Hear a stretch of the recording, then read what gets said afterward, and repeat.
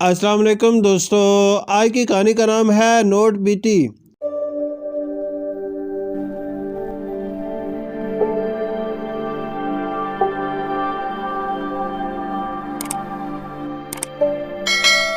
میں ایک نوٹ ہوں۔ میری پیدائش اسٹیٹ بینک آف پاکستان میں ہوئی تھی۔ وہاں سے مجھے کراچی کی بڑی مارکیٹ کی ایک دکان میں پہنچا دیا گیا۔ کچھ دن میں دکاندار کی ایک بڑی دراز میں بند رہا، پھر دکان کے مالک نے تنخواہ کے طور پر اپنے ایک ملازم کے حوالے کر دیا۔ وہ آدمی تنخواہ دے کر بہت خوش ہوا۔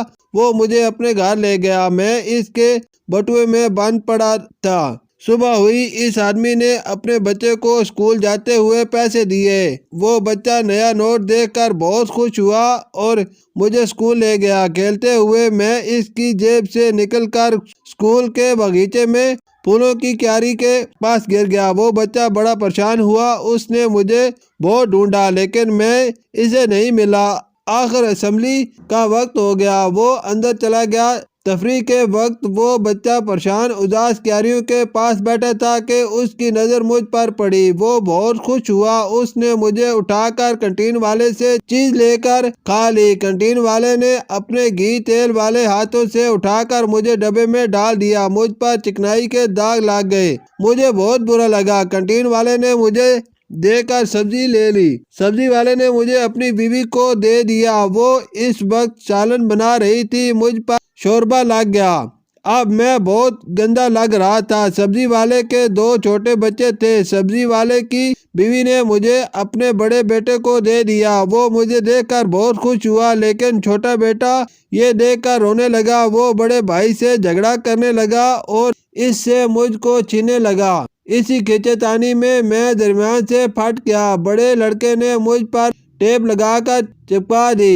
اس طرح میں تقریباً ٹھیک ہو گیا۔ دونوں بھائیوں نے میرے بدلے ایک گول گپے والے سے گول گپے خرید کر اکٹھے کھا لیے۔ گول گپے والے نے میرے کچھ اور ساتھیوں کو میرے ساتھ ملا کر گوشت کی دکان سے گوشت خرید لیا۔ گوشت والے کے گندے ہاتھوں سے مجھ پر اور داغ لگ گئے۔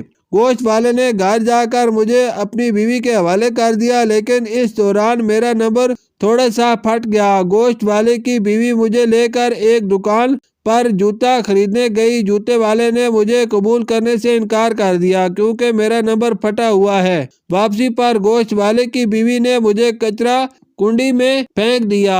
اب میں بہت بوڑھا، گندا اور میلا ہو گیا ہوں۔ میرا جسم زخموں سے چور چور ہے۔ میں چاہتا ہوں کہ کوئی مجھے اٹھا لے کیونکہ مجھ پر قائد اعظم کی تصویر بنی ہوئی ہے جو کہ ملک کے بانی ہیں۔ مجھے قائد اعظم کی بے حرمتی منظور نہیں ہے۔ شکریہ۔